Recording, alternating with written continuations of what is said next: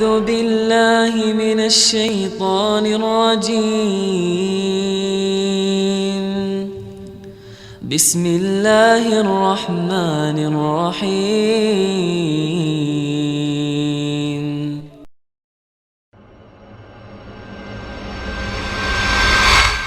Ayat terakhir-terakhirnya adalah Ya Bani Adam, wahai anak Adam, kita dipanggil semuanya.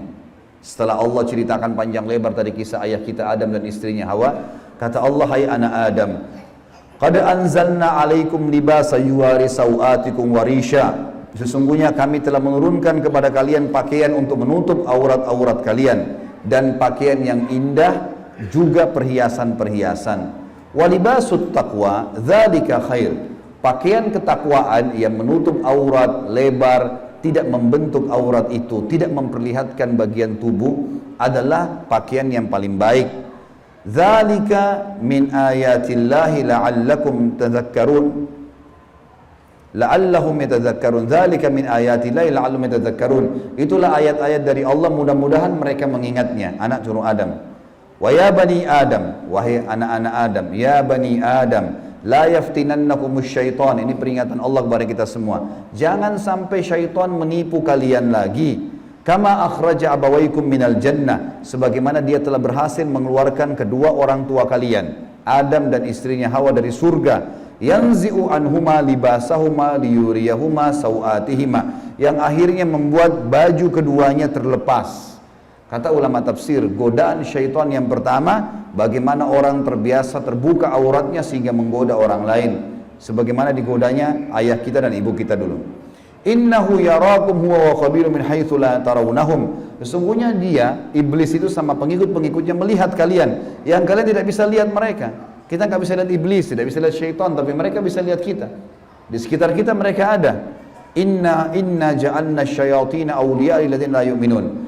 Dan kami jadikan orang-orang atau syaitan-syaitan pemimpin dan teman-teman orang-orang yang tidak mau beriman. Jadi ayat-ayat yang panjang lebar tadi teman-teman sekalian, mohon maaf ini agak panjang tadi saya bacakan, karena memang di situ inti yang kita ingin jelaskan. Kalau ayat kita manusia pertama pernah lihat malaikat, pernah lihat iblis, tahu iblis itu musuh, tapi pernah melakukan pelanggaran. Dan Adam alaihissalam pada saat itu taubat kepada Allah. Dan Allah sudah bongkar siapa tuh syaitan, disuruh jadikan sebagai musuh. Tahu musuh teman-teman? Kalau saya lagi pegang pedang, syaitan lagi pegang pedang, musuh saya lagi pegang pedang di medan perang, saya harus berhati-hati menangkis serangan atau menyerang. Kalau saya diam, diserang tidak nangkis, saya akan dibunuh. Syaitan akan selalu berusaha, targetnya adalah menyesatkan, membunuh manusia. Kalau kita lepas misalnya daerah dada terbuka sedikit, dibelah sama dia nggak akan coret, dia akan tusuk, berusaha supaya kita mati. Orang dibuat-buat dosa, begitu buat dosa, dibuat putus asa supaya bunuh diri lah dia. Sampai mati. Bagaimana syaitan bisa membunuh anak Adam itu? Memang sudah itu targetnya iblis. Dan iblis ini teman-teman sama dengan Adam. Sekarang kita ini semua anak cucunya Adam. Iblis punya anak cucu sebanyak ini. Kerjanya disesatkan oleh iblis supaya menyesatkan anak Adam. Selalu mereka lakukan itu teman-teman sekalian. Maka Allah mengingatkan kepada kita dengan hati-hati sekali. Ingat, jangan jadikan syaitan itu sebagai teman-teman kalian. Dan perlu teman-teman tahu, jin ini lebih banyak jumlahnya dari manusia ya. Lebih banyak. Iblis tadi yang kita sedang bahas, salah satu dari golongan jin. Jadi ada jin-jin yang lain. Allah ceritakan dalam surah jin, khusus. Surah nomor 72 bicara masalah itu. 18 ayat pertama, itu Allah menceritakan tentang masalah adanya jin-jin beriman. Jadi di alam jin ada jihad, ada dakwah. Tetapi kepada syaitan, dan syaitan ini golongan fasik dan golongan kafir dari jin. Ada jin mukmin, ada jin fasik, ada jin kafir, sama manusia. Ada manusia beriman, ini yang beriman manusia, dan jin yang beriman tidak akan interaksi. Kalau golongan fasik dari manusia dan golongan kafir, fasik maksudnya muslim tapi masih banyak dosanya. Di alam jin juga ada jin fasik, muslim tapi banyak dosanya, dan ada kafir. Di alam jin, fasik sama kafir ini namanya syaitan. Jadi semua syaitan pasti jin, tidak semua jin itu syaitan. Bisa ditangkap ini ya? Oke. Ini pemahamannya. Nah, syaitan ini dipimpin oleh iblis. Jadi iblis bukan raja jin, tapi raja syaitan. Teman-teman sekalian, semua syaitan kita disuruh jadikan musuh. Kalau datang, diusir. Kalau kita ganggu syaitan, atau syaitan ganggu kita, kalau kita diganggu oleh syaitan, maaf, bahasanya gini, kalau kita diganggu oleh syaitan, tadi saya keliru ucapinnya. Kalau kita diganggu oleh syaitan, kita harus usir. A'udzubillahi minasyaitonirrajim. Mulai ada malas ibadah, mau buat dosa, mau buat zina, a'udzubillahi minasyaitonir. Syaitan lagi datang nih godain. Saya berlindung kepada Allah dari syaitan yang rajim. Rajim itu dirajam, teman-teman. Jadi kalau bahasa Indonesia terjemahan terkutuk itu sebenarnya kurang tepat itu. Tepatnya rajim itu adalah dirajam. Rajam itu malaikat ambil panah api dipanahin dia. Jadi kalau kita diganggu oleh syaitan, kita bilang a'udzubillahi minasyaitonirrajim, itu Allah datangkan malaikat bunuh syaitan itu yang sedang goda kita. Dirajam dia, dilempar dengan panah-panah api. Seperti Allah bilang dalam surah Al-Mulk, wa ja'alnaha rujuman lisyayatin, dan kami jadikan bintang-bintang itu sebagai panah-panah untuk mematikan syaitan-syaitan. Jadi nggak boleh berteman, nggak boleh menikah, nggak boleh interaksi, nggak boleh apa-apa. Mereka punya dimensi waktu yang berbeda. Tidak boleh lintas alam. Teman-teman, kita ini manusia. Manusia sudah Allah ciptakan makanan kita. Makanan kita inilah daging, ini ayam, ada sayur-sayuran, ada buah-buahan yang kelihatan depan mata. Yang manusia bisa cocok tanam, bisa ternak, itu makanan kita. Inilah kita, inilah baju kita. Inilah penglihatan kita yang kita bisa lihat. Inilah bangunan rumah kita dan masjid kita.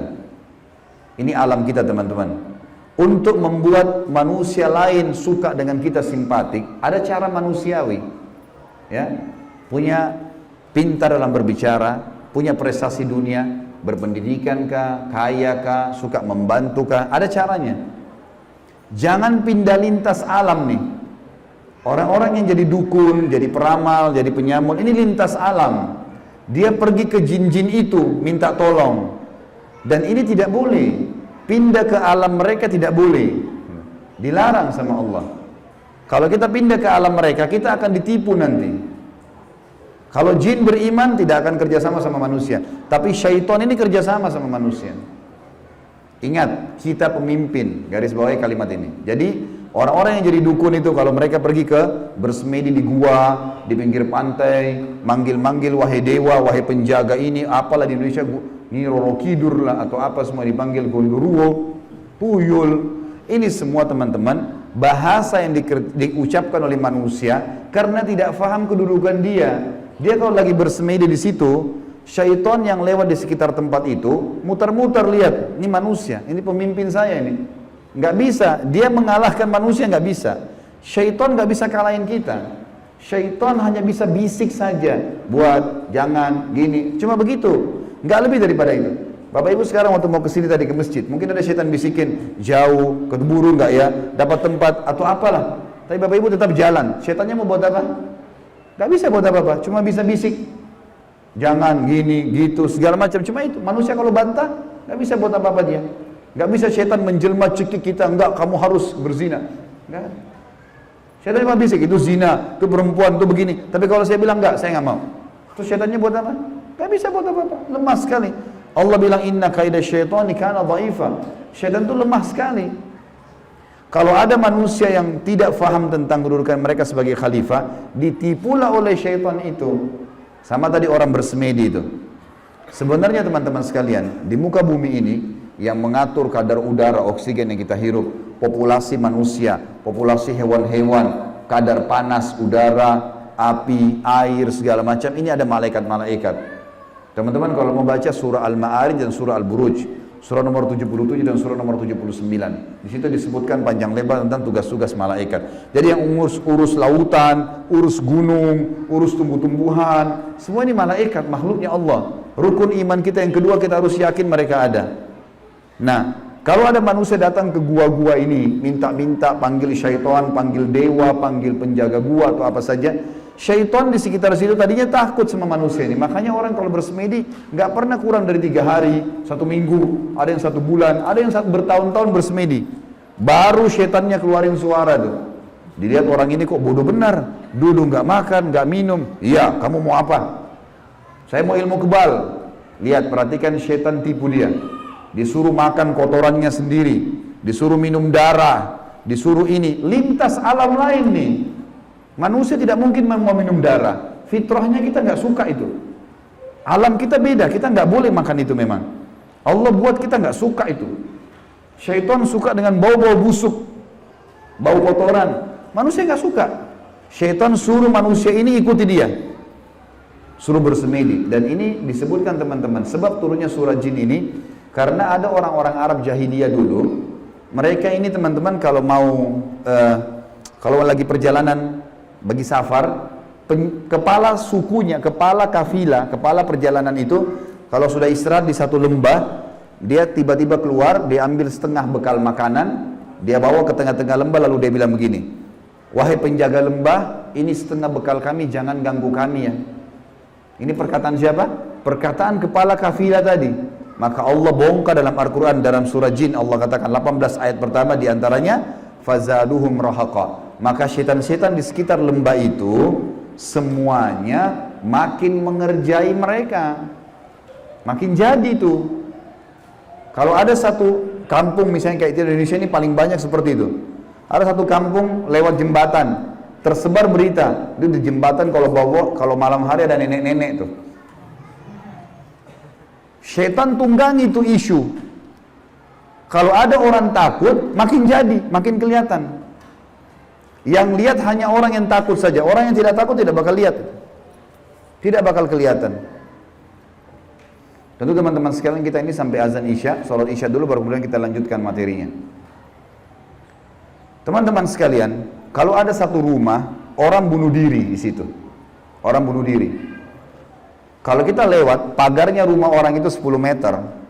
Kita lewat 1 meter pertama, 2 meter pertama, semua syaitan di sekitar rumah itu bisikin kita. Itu yang bunuh diri perempuan, rambutnya panjang, matanya belalak, keluar darah dari hidungnya. Terus, sebelum antum ini, anda ini ngelewatan 10 meter pagar itu. Dia takut-takutin. Kalau kita takut di 5 meter misalnya, balik ke sana kita lihat benar tuh. Perempuan yang gantung diri itu kita lihat, padahal sebenarnya tidak ada. Itu permainan syaitan di sekitar rumah itu. Ini saya bongkar kedoknya biar Bapak Ibu tahu. Jadi syaitan kalau ada di sini marah sama saya, biarin aja dia marah. Karena emang dia begitu kerjain manusia. Dia kerjain manusia. Kalau ada teman kita jalan tanya, kamu takut gak? Kamu lihat gak? Dia bilang enggak, karena dia tidak takut. Kalau dia takut, dia bayangkan nenek-nenek misalnya. Dia lihat nenek-nenek di sana. Jadi orang makin benar, makin tahu tauhid ini, makin tahu kisah awal Nabi Adam, musuh kita syaitan, Allah bilang syaitan itu lemah, tidak bisa buat apa-apa. Ini semua teman-teman sekalian akan membuat seseorang di antara kita jadi kokoh. Jadi tidak mudah tergoda oleh syaitan. Dan ini makna daripada hadis Nabi SAW. Hai Ibnu Khattab, Umar bin Khattab, kalau kau lewat di sebuah lembah, syaitan tahu kau lewat di lembah itu, dia cari lembah lain. Padahal Umar nggak pernah lihat syaitan itu. Syaitan yang lihat Umar. Kok bisa syaitannya takut? Karena tahu kalau Umar ini sudah tahu. Sedikit ada gangguan syaitan, langsung Umar baca A'udzubillahi minasyaitonirrajim. Berarti Allah utus malaikat bunuh dia. Orang-orang yang takut saja, yang belum paham, baru kemudian dikerjai oleh syaitan itu. Seperti itulah pemahaman. أعوذ بالله من الشيطان الرجيم بسم الله الرحمن الرحيم